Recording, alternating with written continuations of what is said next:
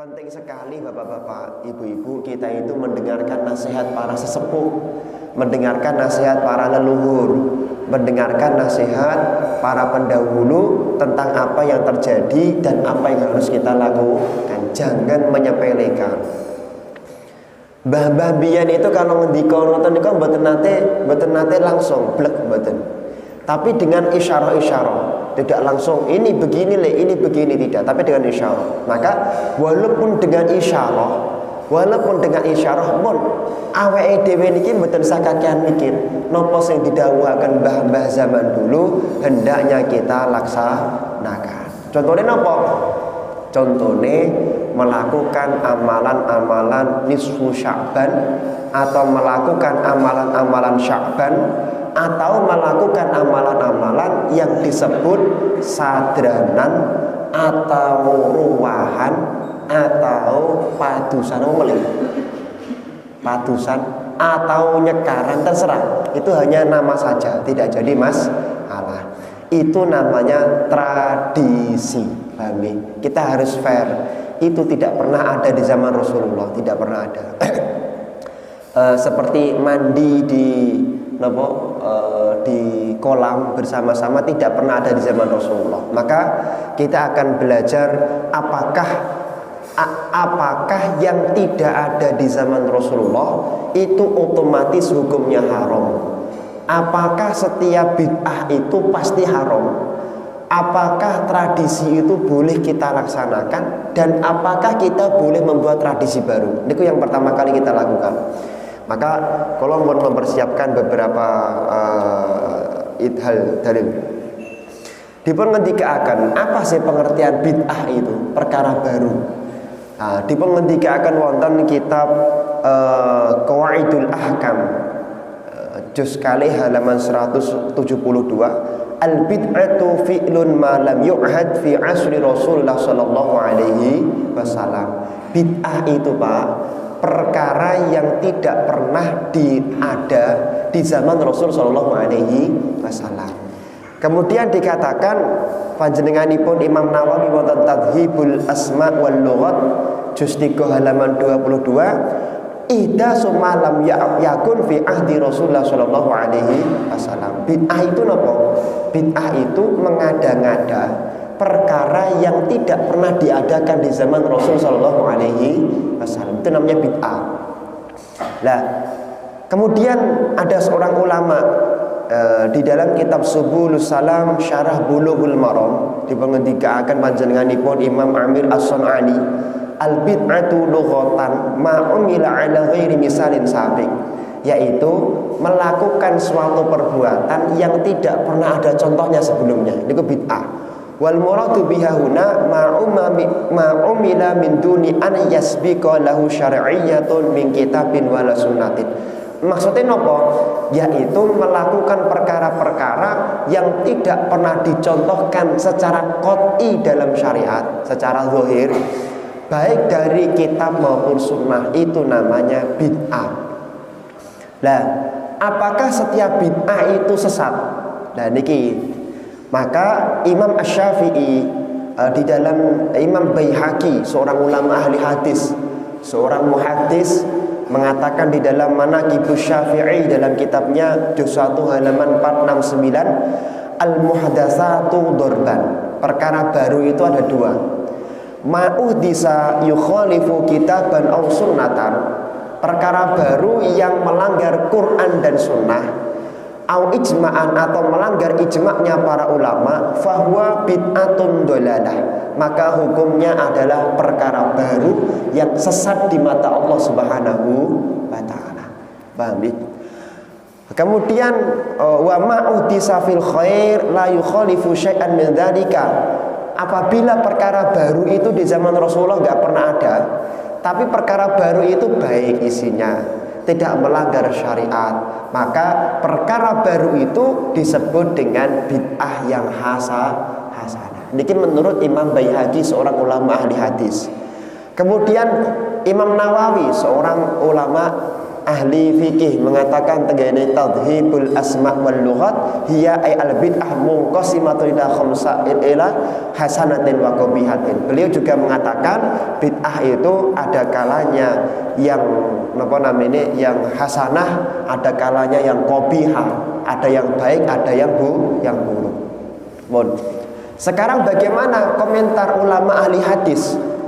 Jadi kalau kita baca Quran dan hadis, kalau bolak-balik matur, tidak boleh diterjemahkan sendiri, nggak boleh.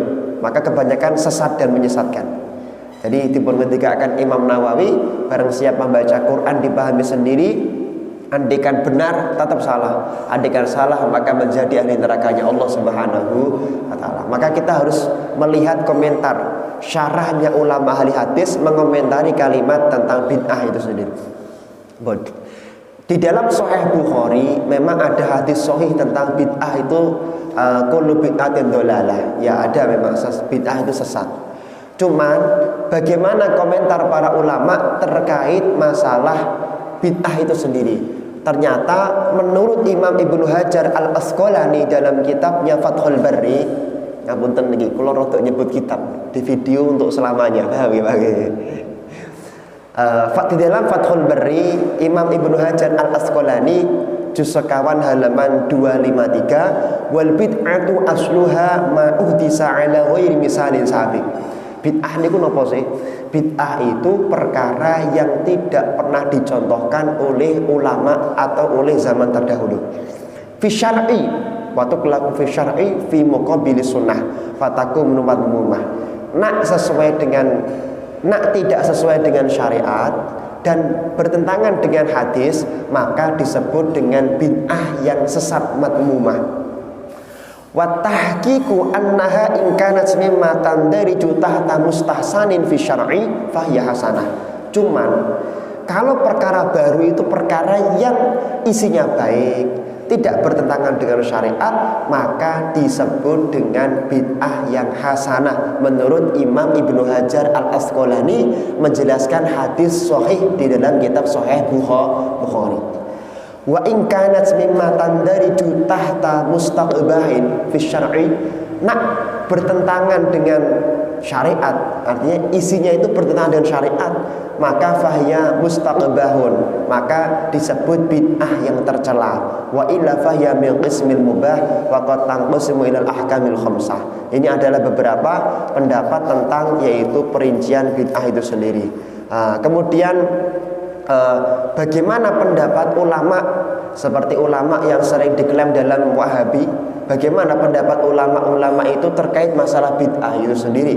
Ternyata salah satu pembesar ulama Wahabi bernama Imam Ibnu Taimiyah dalam kitabnya Majmu' Fatawa juz kali doso halaman 163 mengatakan wa min hunna yu'rafu dhalalun min man ibtada'a tariqan aw i'tiqadan za'ama anna al-imana la yatimmu ila bihi ma'al ilmi bi anna Rasulullah sallallahu alaihi wasallam lam yadhkurhu wa ma khalafan nusus fa huwa bid'atun bi ittifaqil muslimin.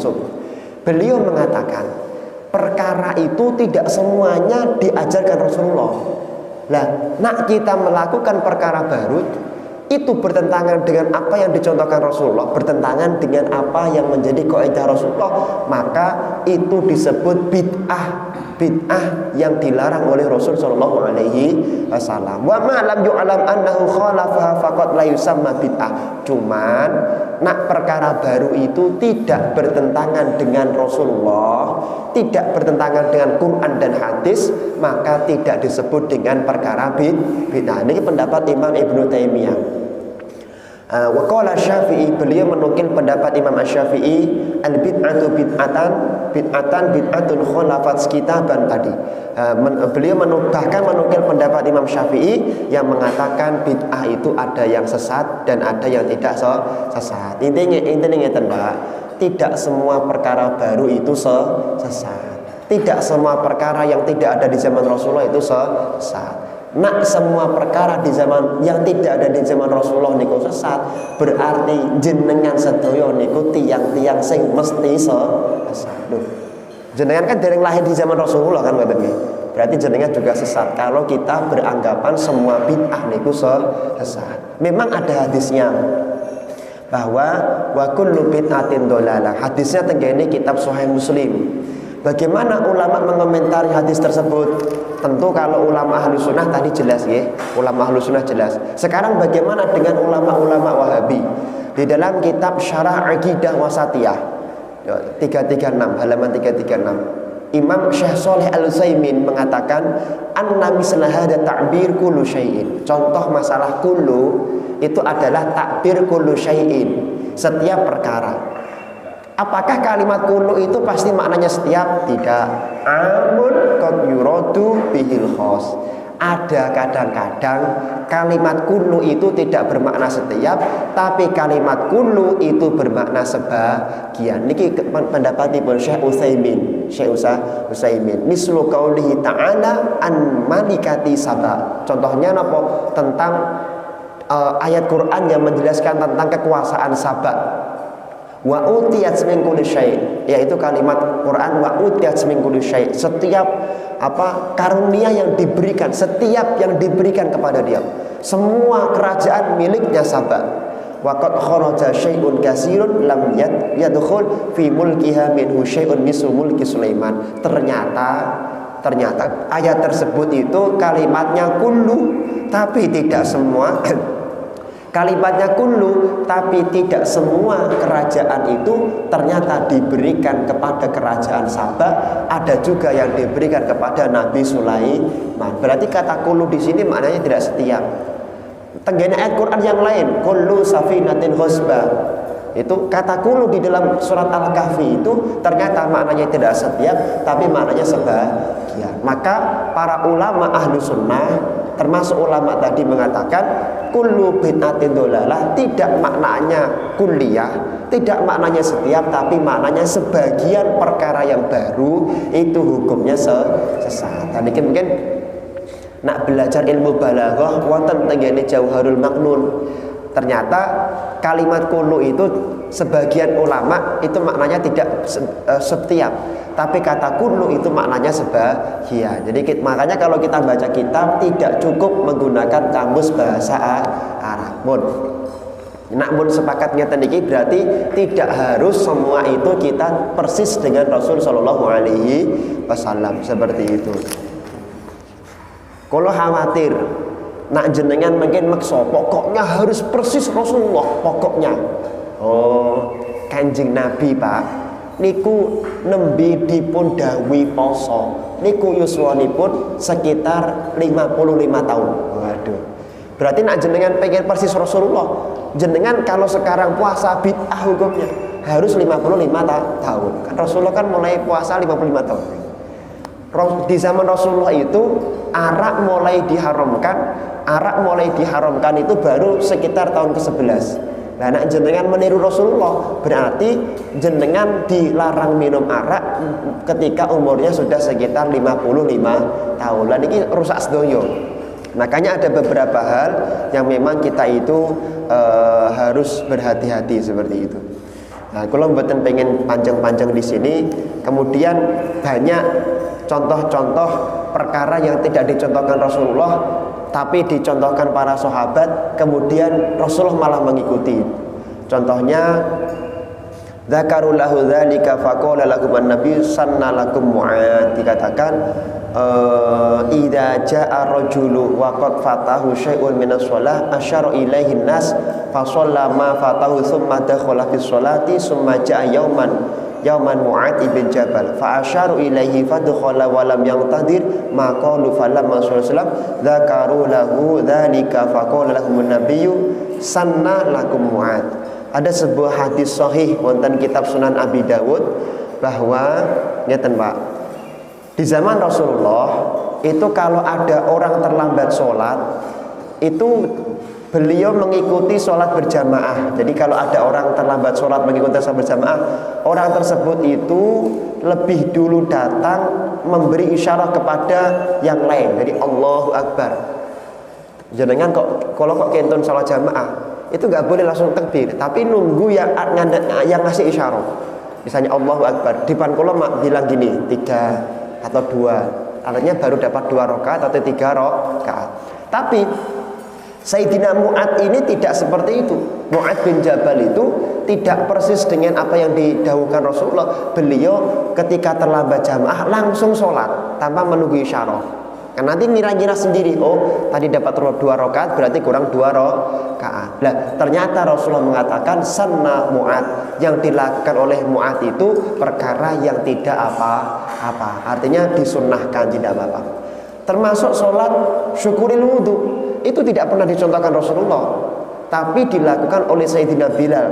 Dipun riwayatkan wonten hadis sahih Bukhari sahih Muslim bahwasanya ma'amiltu amalan arja indi min anni lam atatahhar tahuran fi sa'atin min lailin aw naharin illa sholaitu bidzalika tahur ma kutibali.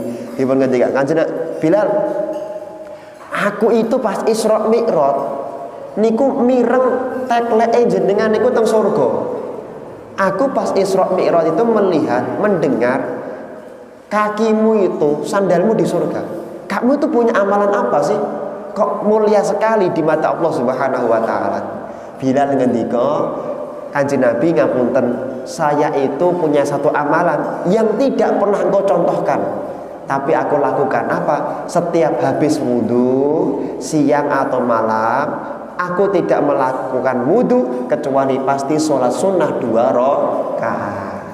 Apakah Kanjeng Nabi mengatakan, Bilal, gak pernah tak contohkan bid'ah? Enggak. Kanjeng Nabi mengatakan, bima sabaqatni ilal jannah ma adantu qattu ila sholaitu rak'atain wa ma asabani hadasun qattu ila tawaddatu wa ra'aitu an-nawdu alayya rak'atain fa qala an-nabi bihima audi ainilta tilkan manzilah.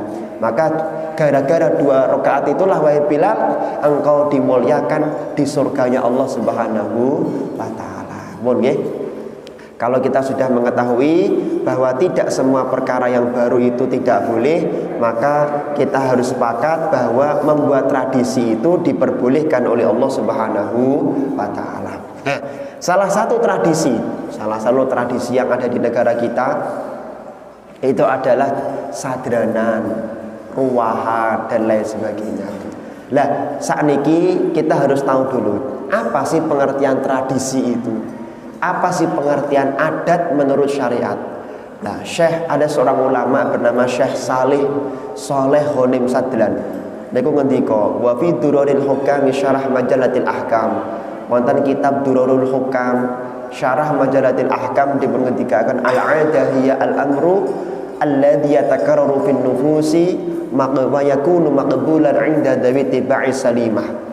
Yang dimaksud dengan adat, perkara yang baru, perkara yang diadakan oleh manusia, diadakan secara terus-menerus, tidak bertentangan dengan Quran dan tidak bertentangan dengan sunnah Rasul Shallallahu Alaihi Wasallam. Ini namanya adat. Jadi kalau ada perkara tradisi kok melanggar syariat, itu namanya bukan adat. Nah, adat yang dimaksud oleh syariat itu sesuatu yang melekat di suatu masyarakat, satu tidak melanggar syariat, dua diterima oleh masyarakat. Itu namanya adat. Apakah adat itu harus kita lakukan? Pendapat para ulama, kalau sudah mentradisi dan itu baik, maka hendaknya kita lakukan. Hendaknya. Meninggalkan tradisi dibenci oleh Allah Subhanahu wa taala. Nah, dalile pundi dipun ngendikaken wonten adab syar'iyyah. Imam Ibnu Mufli Al-Hanbali ngendika, wa qala Ibnu Uqail fil funun la yambahi al-khurus minal 'adatin nas illa fil haram. Hendaknya orang itu tidak meninggalkan adat kecuali kalau adat itu memang melanggar syariatnya Allah Subhanahu wa taala. Contoh laula hitsanu qaumikal jahiliyah wa qala Umar laula ayyuqala Umar zada fil Quran lakatabtu ayatar rajmi wa taraka Ahmad ar-rak'ataini qabla al-maghrib li inkarin nas laha. Imam Hambali niku ketika beliau sholat maghrib mboten nate sholat qabliyah.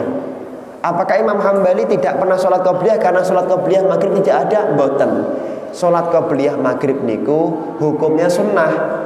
Cuman karena Imam Hambali melihat tradisinya orang sini tidak terbiasa sholat qobliyah maghrib, maka Imam Hambali pun juga meninggalkan qobliyah maghrib. Niki namanya adat seperti itu, dan meninggalkan adat itu perbuatan yang tidak dicintai oleh Rasulullah Shallallahu Alaihi Wasallam. Ya. Kemudian berikutnya adalah kita itu di bulan Ruwah atau di bulan Sya'ban atau di Sadranan itu kita biasanya mengadakan zikir-zikir tahlil. Enten sing tahlile niku tenggene makam-makam, enten sing tahlile tenggene ngomah-ngomah. Apakah tahlil di makam dan membaca Quran di makam itu dicontohkan oleh Rasulullah? Kan ngoten. Dipun ngendikaaken niki saking dalam ngambil dari kitab Ar-Ruh. Imam Ibnu Qayyim Al-Jauziyah niku ngendika, wa qad dzukira an jama'atin minas salaf. Para ulama salaf itu telah sepakat annahum awsau ayyukra'a inda kuburihim waqta dafni. Nak meninggal dunia, beliau minta nanti di dalam kubur, di atas kuburnya dibacakan ayat-ayat Al-Qur'an. Duh, para ulama salaf gak bilang begitu, apa ada tuntunannya dari sahabat? Ada. Qala Abdul Haq yurwa anna Abdullah bin Umar amara ayyukra'a inda qabri suratul Baqarah. Dipun ngendikaken contohnya adalah Abdullah bin Umar, sahabat Rasul Shallallahu Alaihi Wasallam yang dicintai Rasulullah, yang menjadi salah satu bintang Rasulullah. Kalau kamu ikut Sayyidina Umar, Abdullah bin Umar, surga katanya. Beliau mengatakan bahwa berwasiat, nak aku nanti meninggal dunia, tolong di atas kuburku dibacakan ayat Quran, minimal surat Al-Baqarah. Makanya kalau kita tahlilan yang dibaca awal dan penutup Al-Baqarah. Jani pun Pak, saya ini Al-Baqarah full saya ini, cuman kedawan 2 juz setengah gitu. Nah niki dalilipun saking Abdullah bin Umar, hadisipun sahih. Wa mimman ra'a dzalikal Mu'alla bin Abdul Rahman qala al-Khalal wa akhbarani al-Hasan ibnu Ahmad al-Warraq haddatsani Ali dipun ngendikaken qala kuntu ma'a Ahmad ibn Hanbal wa Muhammad ibn Qudamah al-Jauhari fi janazatin falamma dufinal mayyit jalasa rajulun darirun taqra'u 'indal qabri faqara'a lahu Ahmad ya hadza innal qira'ata 'indal qabri bid'atun falamma kharajna minal maqabir qala Muhammad ibn Qudamah. Imam Ibnu Qudamah niku Pak, Imam Ibnu Qudamah niku nate kali Sayyidina Ahmad bin Hanbal niku tenggene tiyang mati. Ada seorang yang membaca Quran di atas kuburnya orang tersebut. Beliau mengatakan, kamu jangan baca Quran di sini. Kemudian beliau pergi. Setelah pulang, Imam Ibnu Qudamah niku napa nggih? Tanglet dumateng Imam Ahmad bin Hanbal. Ya Aba Abdillah. Imam Hambali, mosok jenengan melarang membaca Quran di atas kuburan. Nah, kemudian beliau mengatakan, katab ta'an husyai'an qala na'am fa akhbarani Mubashshirun bin Abdillah diperhentikan idza tufina ausa idza tufina ayyuqra'a 'inda ra'sihi bi Fatihatil Baqarah wa khatimiha wa qala sami'tu Ibnu Umar yusi bidzalika fa qala lahu Ahmad farji wa qul lirrajul yaqra. Kemudian dikatakan Imam Hambali, ngapunten kula niku pernah mendengar ada hadis yang menjelaskan bahwa Sayyidina Abdullah bin Umar niku berwasiat, nak meninggal dunia tolong bacakan pembukaan Al-Baqarah dan penutup Al-Baqarah di atas kuburku. Kemudian Imam Hambali dengar itu, beliau kemudian mengatakan faraji, panggil laki-laki tadi, suruh baca di atas kuburnya, yaitu ayat-ayat Al-Qur'an. Jadi membaca ayat Quran di atas kepala, di atas kubur itu hukumnya boleh-boleh saja. Bahkan ada seorang ulama Wahabi bernama Syekh Muhammad bin Abdul Wahab. Niki dedengkotnya, ulama puncaknya. Panjenenganipun ngarang kitab berjudul Al-Ahkam Tamannil Maut. Panjenenganipun ngendika wa akhraja Sa'du Zanjani an Abi Hurairah marfu'an. Beliau mengambil pendapat dari Sa'id Az-Zanjani, yang mana beliau mengambil dari hadis Abi Hurairah, hadisnya marfu. Man dakhalal maqabir summa qara'a Fatihatal kitab. Barang siapa orang yang masuk ke kuburan kemudian membaca Al-Fatihah wa qul huwallahu ahad maca napa Al-Ikhlas. Wa alhaakumut takasur, maca alhaakumut takasur, dan lain-lain, ayat-ayat lain-lain. Summa qol inni ja'altu sawaban ma qara'tu min kalamika li ahlil maqabir. Ya Allah, bacaan Quranku tadi tak tolong aku kirim kepada siapapun yang dimakamkan di kuburan ini, minal mu'minina wal mu'minat, sing penting Islam, mukminin mukminat, kanu syufa'a alahu ilallah ta'ala. Maka siapapun yang dimakamkan di kuburan itu karena dikirim bacaan Quran, maka akan mendapatkan ampunan dari Allah Subhanahu wa ta'ala. Niki pendapat Syekh Muhammad bin Abdul Wahab dalam kitabnya Ahkam Tamannil Maut. Bahkan panjenenganipun menukil setunggalipun hadis yang sanadnya sambung kepada Sayyidina Anas bin Malik, man dakhalal maqabir faqara surata yasin khaffafallahu anhum wa kana lahu bi'adadi man fiha hasanat. Barang siapa orang yang ziarah kubur kemudian membaca Quran, membaca zikir, khususnya membaca apa?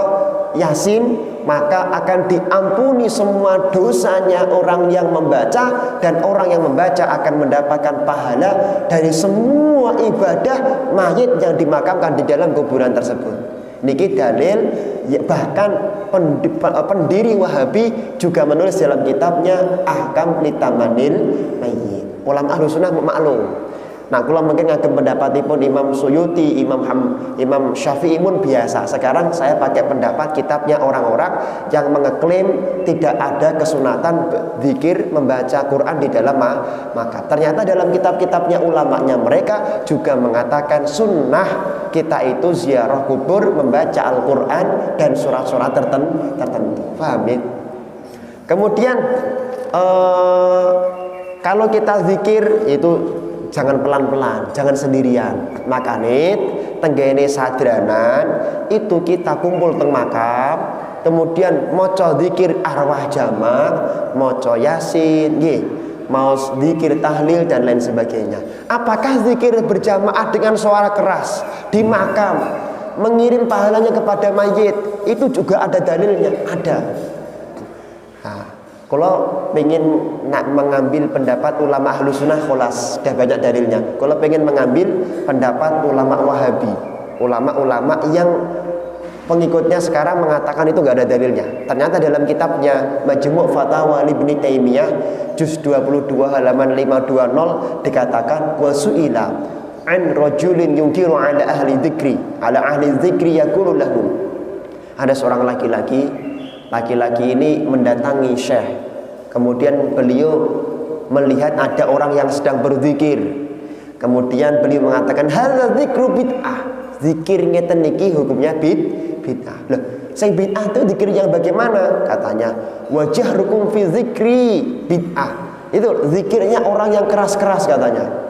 Kemudian wahum yaftatihuna bil Quran, zikire dibuka kali Quran, ditutup kali Quran. Kan ngoten to nggih? Monggo ila hadrati al-Fatihah, kan dibuka kali Quran, ditutup kali Quran. Kemudian yusumma yad'una lil muslimin al ahya'i wal amwat. Kemudian mereka ketika zikir dikirim pahalanya kepada orang yang telah mati maupun yang masih hidup. Wa yajma'una at-tasbih wa tahmid wa tahlil wa takbir wal hauqalah. Di dalam zikir itu ada susunan, ada susunan-susunannya ya. Tahlilan itu loh. At-tahlil, tahmid, hamdalah, hauqalah, la haula wala wassalati ala nabi sholawat Allahumma sholli afdhala sholati ala, dan seterusnya itu. Ada tasbih, ada takbir. Itu loh, susunan-susunan itu loh. Maksud saya Syekh, itu mereka kumpul-kumpul zikirnya dengan suara keras dikirim kepada orang mati, itu bid'ah, itu sesat katanya laki-laki tadi. Bagaimana pendapat Imam Ibnu Taimiyah menjawab tuduhan-tuduhan tadi? Beliau mengatakan al-ijtima' bi dzikri li dzikrillahi ta'ala wa istima'i kitabih wa du'a wa amalun sholih. Zikir-zikir yang kamu sebutkan tadi, kumpul-kumpul zikir seperti itu adalah perbuatan amal soleh, amal yang dicintai oleh Allah Subhanahu wa ta'ala. Wa huwa min afdhalil qurubat. Aku tidak melihat ada amal yang lebih dicintai oleh Allah melebihi zikir dengan berjamaah seperti itu dan suara keras tadi. Wa afdhalil ibadat, dan sebaik-baik ibadah fil awqat, Nah, mengkhususkan hari tertentu nggih mboten napa-napa katanya. Wa fi sahih anin Nabi sallallahu alaihi wasallam. Dalil hadisnya mana, Syekh? Imam Ibnu Taimiyah ngendika, "Innallaha malaikatan sayyahin fil ardi fa idza maru biqaumin yadhkurunallaha tanadaw halumma ila hajatikum." Jadi Allah niku punya malaikat-malaikat sayyahin, malaikat-malaikat sing penggihane niku meronda di dunia. Nak enten malaikat kok pirsa enten tiang zikir berjamaah, pengajian, zikirnya dengan suara keras, mengirim yang telah mati yang masih hidup dengan susunan-susunan tadi, maka halumu ila hajatikum. Hajat kalian apa? Hajat kalian karena kalian zikir berjamaah di dalam hadis Sahih Muslim, Sahih Bukhari juga. Maka semua hajat kalian akan dikabulkan oleh Allah Subhanahu wa taala. Jelas nggih? Jadi jenengan tahlilan, zikir di makam, baca Quran, baca Yasin, semuanya ada dalilnya dari Quran dan hadis yang sahih. Dan para ulama mengomentari hadis tersebut ternyata memang dianjurkan. Termasuk kula maca saking kitab-kitab orang-orang yang akhir-akhir ini melarang itu. Di dalam kitab-kitab ulama yang sering dinisbatkan, di dalam kitabnya Imam Ibnu Taimiyah, Syekh Ibnu Qayyim al-Jauziyah juga ternyata menganjurkan melakukan hal-hal tersebut. Lah, kemudian di dalam makam sadranan niku kita baca Yasin, Yasin. Niki sing paling penting Yasin gitu. Nah, teng Yaman niku surat Al-Mulk, Pak. Jadi kalau di negara Yaman itu Al-Mulk. Tapi di negara kita Yasin nggih pun. Kalau badhe matur dalilnya Yasin mawon. Imam Ibnu Qayyim al-Jauziyah salah setunggalipun pengikut Imam Ibnu Taimiyah sing paling napa nggih murid terdekat lah niku ngendika wonten kitab Ar-Ruh Anil Hasan ibn Haitham, saking Hasan bin Haitham qala sami'tu Abu Bakr bin Atrush, aku mendengar Abu Bakr bin Atrush niku mengatakan kana rajulun yaji'u ila qabri ummihi yaumal jum'ah. Aku itu ada seorang laki-laki yang merutinkan di hari tertentu ziarah ke makam ibunya membaca surat Yasin.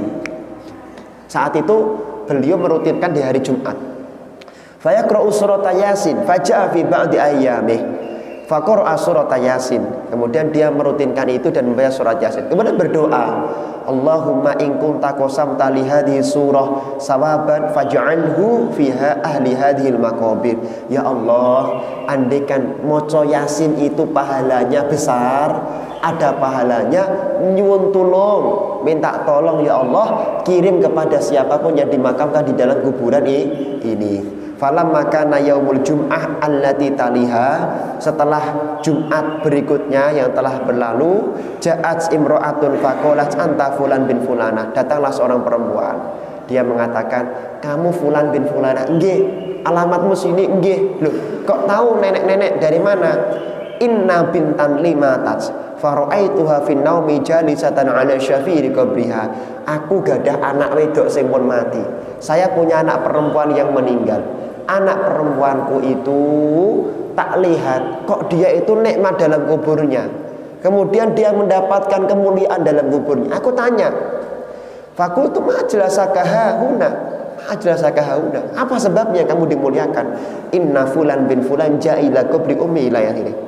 Aku kayak gini Bu, karena aku itu dimakamkan di makamnya seorang ibu-ibu, yang ibu-ibu itu punya anak ibu-ibu itu punya anak laki-laki namanya ini bin ini, alamatnya di sini. Makanya saya tahu nama kamu dari situ, dari mimpiku itu. Lah, gara-gara anaknya membacakan Yasin untuk ibunya setiap hari tertentu, maka kemudian kami yang dimakamkan di dalam kuburan ini semua dosanya diangkat oleh Allah dan kami semuanya mendapatkan surga dari Allah Subhanahu wa taala. Paham ya? Seperti itu. Nah, makanya berarti mengkhususkan hari tertentu untuk amalan tertentu boleh, Pak? Boleh. Dalilnya mana? Imam Bukhari niku nulis tunggalipun hadis sahih. Kanjeng Nabi niku yakti masjidah Qubain kula sabetin masyian auragiban. Kanjeng tengahnya Sahih Bukhari dipengendikakan Kanjeng Nabi niku Pak setiap hari Sabtu mengkhususkan hari tersebut untuk ziarah ke buatan Kubah Kubah, ziarah ke makam ke Kubah. Untuk kadang-kadang beliau jalan kaki, kadang-kadang naik onta. Nah, melihat itu seorang muhaddis Imam Ibnu Hajar Al-Asqalani niku mengomentari au kama qol ngeten. La ba'sa ala ikhtisasi ba'dil ayyam bi a'malis sholihah.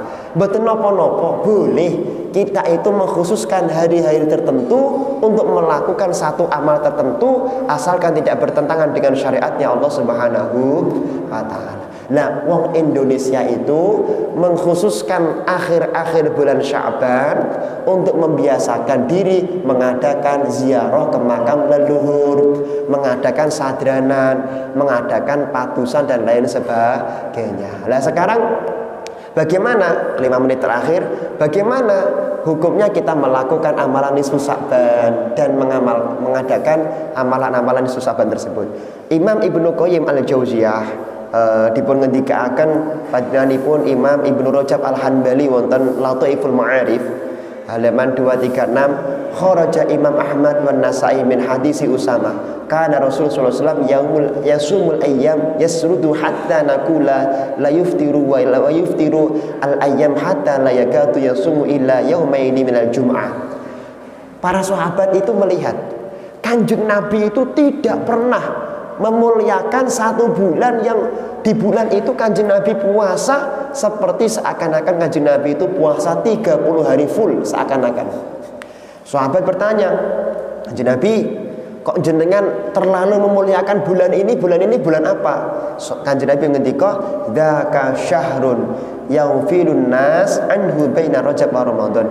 Bulan ini sahabat itu bulan di mana banyak orang-orang itu lupa kalau bulan Sya'ban ini adalah bulan yang dimuliakan oleh Allah Subhanahu wa taala. Diperhentikan wa huwa syahrun turfa'ul a'mal fihi ila rabbil alamin azza wa jal fa uhibbu ay yurfa'a 'amali wa ana shaim.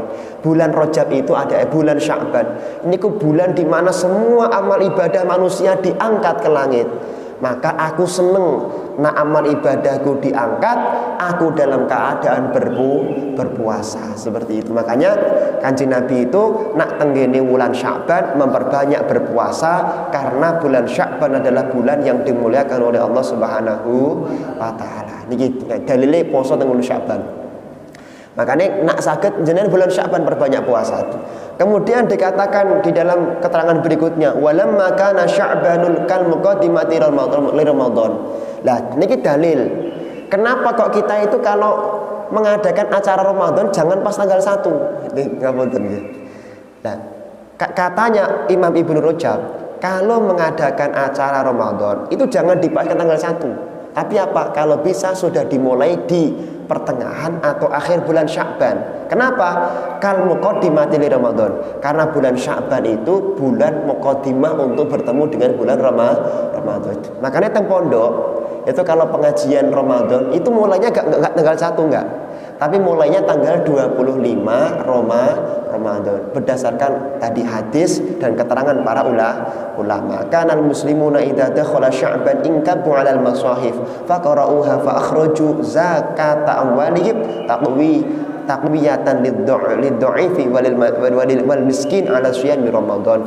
Para sahabat di dalam hadisnya tadi itu membiasakan diri di akhir bulan Sya'ban beliau itu memperbanyak sedekah, menghitung zakatnya agar diberikan kepada orang-orang yang lemah dan orang-orang miskin seperti itu. Nah, tentang nisfu Sya'ban besok Minggu malam Senin nggih, Pak. Kita perbanyak ba'da maghrib Yasin 3 kali, malamnya perbanyak melakukan sholat. Nah, sholatnya sholat hajat, jangan yang lain. Yasin lah, kula niku nak Yasin kurang, Pak. Nggih pun sak khataman Quran betul betul. Ulama niku memberi Yasin karena Yasin ini kan tidak banyak gitu. Wa fi fadli lailatin nisfi Sya'bana. Wonten Lataiful Ma'arif dipengendikaken tentang keutamaan dan kemuliaan malam nisfu Sya'ban. Di dalam hadis yang sahih menurut Imam Ibnu Hibban. Hadisnya sahih menurut Imam Ibnu Hibban. Niki halaman 261 dipengendikaken. Hadis Aisyah taqalat faqatun Nabiy sallallahu alaihi wasallam fa kharajtu fa idza huwa bil baqi. Aku itu pada suatu malam pernah jatahku, jatahnya Siti Aisyah, jatahnya Sari Kanjeng. Tiba-tiba Rasulullah tuh nggak ada di sampingku, tak cari di mana dia. Aku curiga, jangan-jangan malam ini jatahku malah dipakai Rasulullah untuk istrinya yang lain, kan dilukir kan. Kalau punya istri lebih dari satu kan kita dilukir. Kemudian Kanjeng Nabi mengatakan, Siti Aisyah mengatakan, donantu annaka ataita ba'dhi nisaik. Kanjeng Nabi ngapunten, saya kira kamu malam ini mendatangi istrimu yang lain. Kanjeng Nabi ngendika, innallaha tabaraka wa ta'ala, sungguh Siti Aisyah, aku tidak mungkin melakukan pengkhianatan seperti itu. Ketahuilah wahai Siti Aisyah, Allah Subhanahu wa ta'ala yang maha memberkahi dan maha mengagung itu yang ziru lailatan nisfi min Sya'ban. Beliau kalau malam nisfu Sya'ban itu turun di langit. Kemuliaannya, berkahnya turun di langit dunia. Fayaghfiru li aksara min adadi sya'rihuna bikalbin. Allah Subhanahu wa ta'ala mengampuni semua dosa manusia sebanyak bulu daripada kambingnya, yaitu Bani Kalab. Padahal Bani Kalab itu bani yang paling banyak memiliki kambing dan bulunya lebat. Makanya di malam nisfu Sya'ban kita dianjurkan untuk memperbanyak berdoa minta ampun kepada Allah Subhanahu. Nah, Kanjeng Nabi tadi itu keluar di Baqi', di Quba, kemudian ngangkat tangannya dan berdoa kepada Allah Subhanahu wa ta'ala. Jadi makanya ngapunten, di beberapa daerah itu kalau nisfu Sya'ban itu tidak di dalam masjid, beberapa daerah. Karena mengikuti hadis tadi, mengikuti Kanjeng Nabi, pas nisfu Sya'ban malah medal teng Jawi terus zikir berjamaah niku. Nah, ada beberapa daerah begitu. Nggih, apakah harus? Tidak harus. Jenengan zikirnya di masjid nggih mboten napa. Kemudian yang terakhir, hadis tentang nisfu Sya'ban adalah waqala Asy-Syafi'i, dalil nisfu Sya'ban. Balaghuna anna du'a yustajabu fi khamsi layali, lailatul jum'ah wal idaini wa awwali rajabi wa nisfi Sya'ban. Ada 5 malam. Yang 5 malam ini doa siapapun nggak akan ditolak oleh Allah Subhanahu wa ta'ala. 1. Malam Jumat. 2. Idul Fitri, Idul Adha. 3. Idul Adha. 4. Tanggal 1 Rajab. Dan yang kelima malam nisfu Sya'ban. Jing minggu malam Senin minta yang besar-besar kepada Allah Subhanahu wa ta'ala. Ini penting sangat. Enten setunggalipun kisah kula napa kisahaken Syekh Muhammad bin Abdullah Az-Zahidi. Ini kisah, bukan hadis. Ini kisah. Ada seorang ulama bernama Syekh Muhammad bin Abdullah Az-Zahidi. Beliau mengatakan, mata sodiqi Abu Hafs Al-Kabir. Aku punya teman bernama Abu Hafs Al-Kabir. Kemudian beliau bercerita, mati. Fasallaitu ala janazatihi walam azur qabrahu 8 asyhur. Sahabatku itu meninggal dunia. Kemudian beliau dimakamkan, tak sholati, dan aku tidak ziarah lagi ke makamnya sampai 8 bulan. Kemudian summa qasatu ziarotah. Aku kok tiba-tiba pengen ziarah ke makamnya ya. Ngaten. Wa nimtul laila.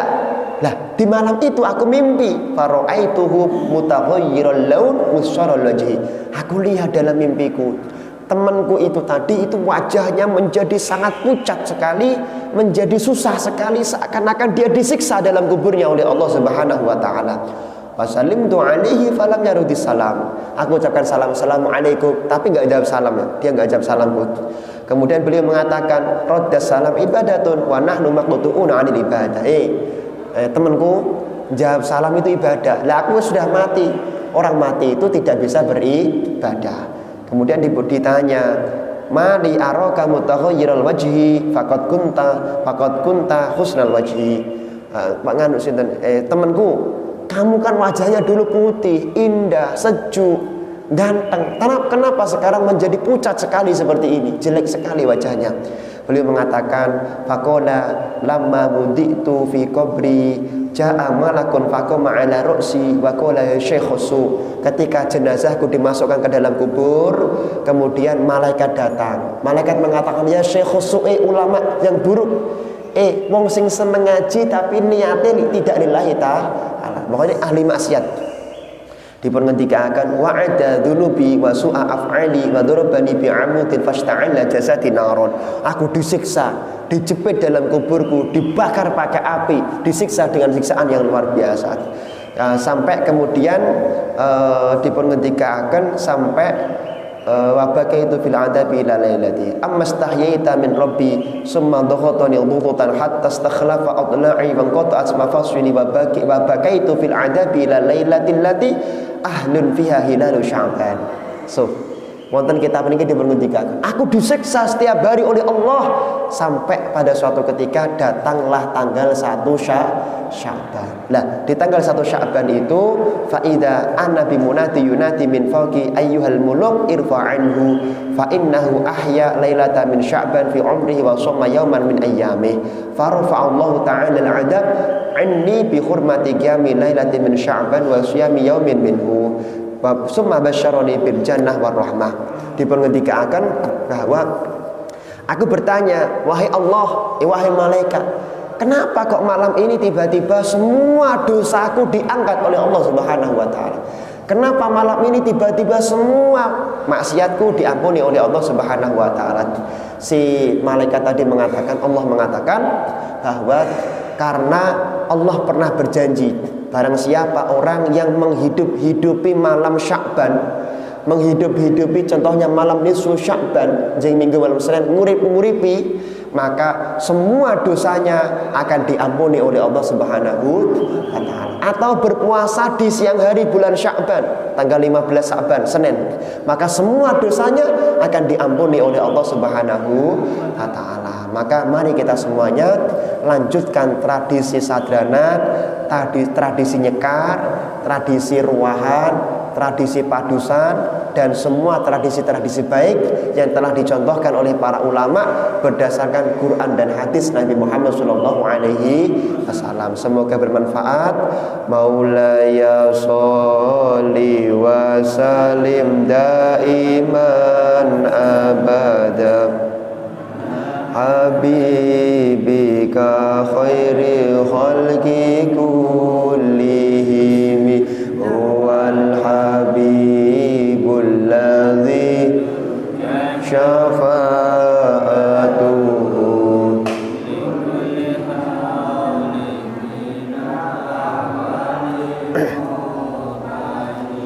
ya rabbi bil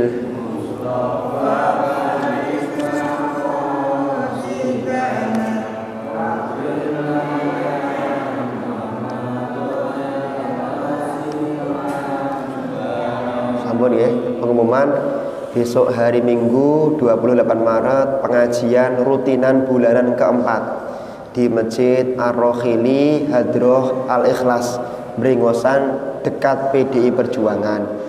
Adapun pemberi pengajian yaitu Ibu Nyai Syekhah wal Afiyah. Ngoten nggih, jeng Minggu sonten.